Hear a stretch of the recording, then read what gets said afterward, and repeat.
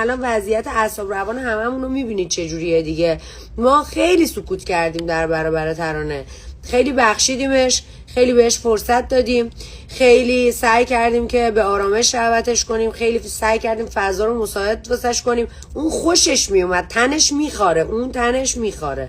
الان نشستم به چرت و پرت گفتن و حرف در آوردن، حالا این گفته اون گفته، من که ندیدم، ببینم قطعا جوابه رو میدم و خودشون هم میدونن من شوخی با کسی ندارم. امیدوارم که بیشتر از این کسی نخواد پارو دومم بذاره، چون دومشو قیچی میکنم، پاشم میشکنم و من تا یه جایی سکوت میکنم، از یه جایی به بعد دیگه اصلا این مخم رد میده واقعا. نمیدونم نامزدش با من همدستی کرده. من نه همدستی دارم نه چیز. نامزدش دوستمه. من فهمیدم، حتی اومدن گفتن که ترناز بیا مدارک رو کن، گفتم من نمی کنم. حتی مدرک اینم که گفتم نمی کنم هست، یا حتی طرفی که به من تکست داد که ایشون اینجوری اونجوری ازش اجازه گرفتم. اجازه هست من اینو شیر کنم که استوری کردم که بدونید. خب میلاد، خود شماها مگه ان میلیون تا چیز پخش نکردید از رابطه یا عاشقانه من و میلاد؟ اگه من بازی خوردم شما چرا بازی خوردید؟ احساس دیگه، احساسه. منم فکر کردم واقعیه، منم فکر کردم نقشی بازی نمیکنه. من از کجا میدونستم؟ یه چیزی واقعا به قلبم گفت این اشتباهه. چرا؟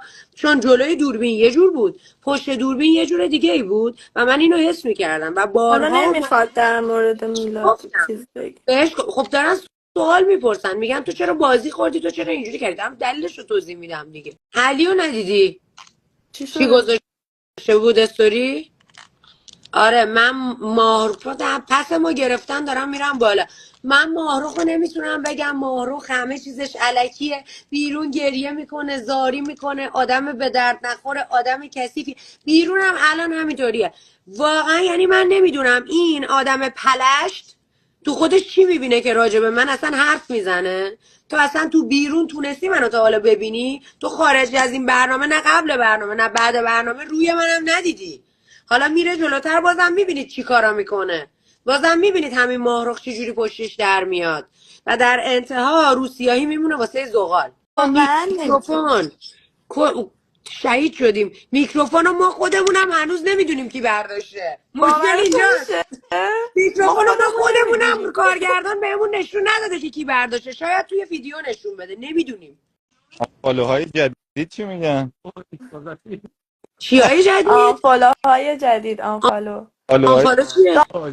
داستان اینجوریه که بعضیا چون که جنبه فالوور ندارن، خب یه ذره فالوورشون رفته بالا، هرچی فالوور میگن خب این گفت این کارو بکنم بذار بکنم، بعد میان وایس میدن رفیقم خاک پاتم میبوسم، ولی به خاطر فالوورام من مجبورم آنفالوتون کنم، ولی بدون که رفیقمی. آره دمش گرم. من یه حرف زدم حالا اینو خیلی قشنگ یکی از دوستامون هم گفت، داداشم گفت بابا آیسن اسلامی یه 15 16 فالوور داره، همیشه هم داره طرف حقو میگیره، با 400 500 هزار نفر حداقل خودمون رو نفروشیم. فرشاد مگه تو رو آنفالو کرده؟ والا شبش لایو گذاشت با من، گفت که من خیلی دوستت دارم و عشق منی و فلان و اینا. به فالووراش هم گفت من تناز دوست دارم، در مورد تناز صحبت نکنین. یو امروز دیدم که انگاری آنفالو کرده. گفتم بعدم یه تکسی اومده و حالا دیگه. آره به من همین که الان گفتی برگام. پریسا هم قرار بود به من زنگ بزنه، من هنوز منتظرم زنگ بخوره گوشیم، ولی فهمیدم